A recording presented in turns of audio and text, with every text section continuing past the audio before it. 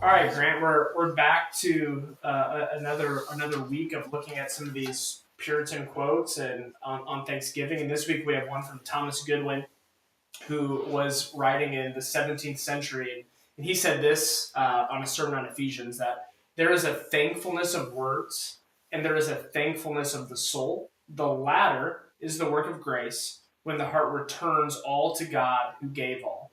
And then in his maybe his most famous book, The Heart of Christ, he said, Thanksgiving is the music of a gracious heart. When grace is in tune, gratitude is never silent. You know, you are our worship director here at Bethel, and you've been doing a great job. And he alludes to music and Thanksgiving, outpouring of a gracious heart. So we just love, as a musician and hearing a musical analogy, what you make of that Goodwin quote. When I first started reading Goodwin, I began reading his book, The Heart of Christ. I eventually came across this quote, Thanksgiving is the music of a gracious heart. And when grace is in tune, gratitude is never silent. And as a musician, I love musical analogies, but I didn't immediately understand what Goodwin meant by a gracious heart. It was apparent to me that there was a little bit of nuance there. And I think that an earlier quote from him, which is the earlier one that you mentioned, kind of sheds some light on this. There is a thankfulness of words, and there is a thankfulness of the soul.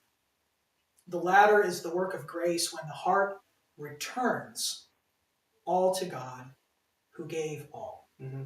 And when Goodwin is talking about a gracious heart and grace being in tune, he is talking about upward moving grace, not grace that exists somewhere inside here, but he's talking about a directional, upward moving grace that comes out of our heart. It's an adjective that he's using, and I think the direction is super important.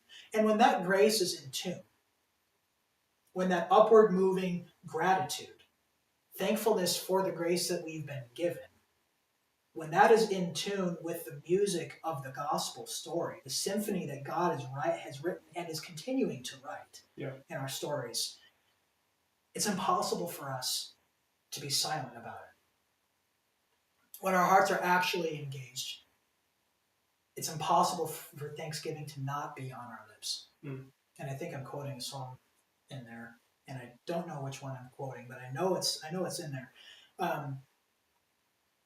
I love this particular quote because, as a musician and as somebody that plans worship services, everything that happens in a worship service is directional, whether we know it or not. Yeah. Either we're receiving from God and something is coming downward to us of his revelation, we are responding to it with upward praise or thanksgiving, or we are confessing something to one another. Yeah. And especially on Thanksgiving, what I'm most excited about is doing the upward part of it really well. But in order to do that, we have to remember the grace that we've been given in order to put it back upward again. That's good. Yeah.